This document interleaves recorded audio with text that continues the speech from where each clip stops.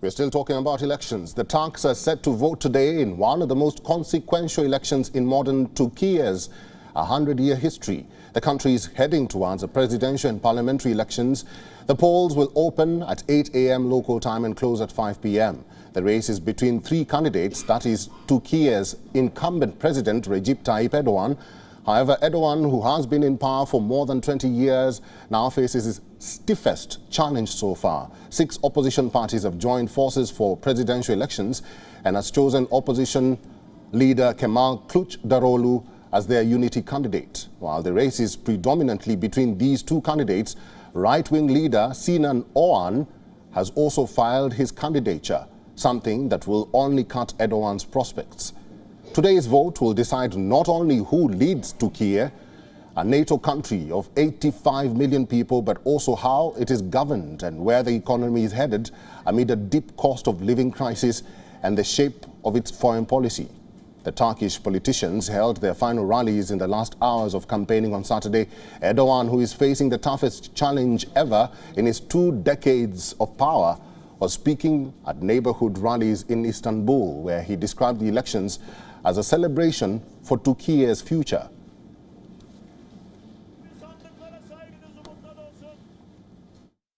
Çünkü CHP 14 Mayıs seçimlerini, ülkemizin geleceğine, milletimizin kazanımlarına, devletimizin hedeflerine sahip çıktığımız bir demokrasi şöleni olarak görüyoruz. Ey Türkiye, ey İstanbul, ey Ümraniye, bu mücadelede bizimle misin? Erdogan's campaign over the past month has focused on his government's achievements in the defense industry and infrastructure projects and his assertion that the opposition would roll back such developments. Erdogan also held evening prayers in Istanbul's iconic Hagia Sophia. Hours before presidential and parliamentary elections, scores of Erdogan supporters also gathered outside the Hagia Sophia to accompany him during the prayers. During his term, Erdogan had changed the status of the iconic Byzantine-era monument from a museum to a mosque. Meanwhile, Istanbul's mayor, Ekrem İmamoğlu, held final rallies in Istanbul to call on people to vote for Kemal Kılıçdaroğlu. Teşekkür ediyorum. Kavgayla, gürültüyle işi olanlara sevgili gençler, yüzünüz gülecek. Ve üniversiteleriniz özgün 6 liderinin bir araya gelmesinin de.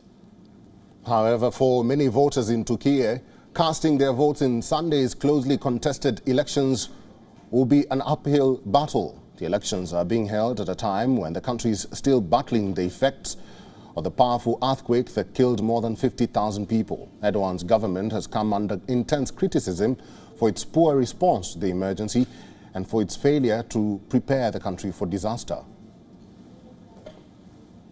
Başta milletimiz, devletimiz var olsun. Sayın Cumhurbaşkanımız başta olmak üzere Devlet Bahçeli, Hatay İl Başkanımız Sayın Alihan Döner başta olmak üzere Rabbim hepsinden razı olsun.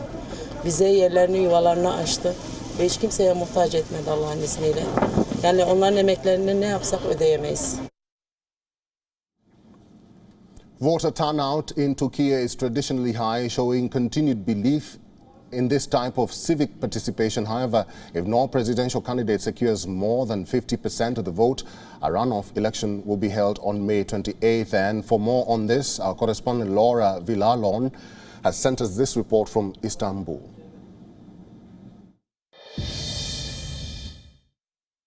So in Turkey, all is set and prepared for these elections, where party members, voluntaries, police and security forces will be on the ground to control how around 60 million of voters will cast their vote to choose between the current president, Recep Tayyip Erdogan, or the main opposer, Kemal Kılıçdaroğlu. WION is now available in your country. Download the app now and get all the news on the move.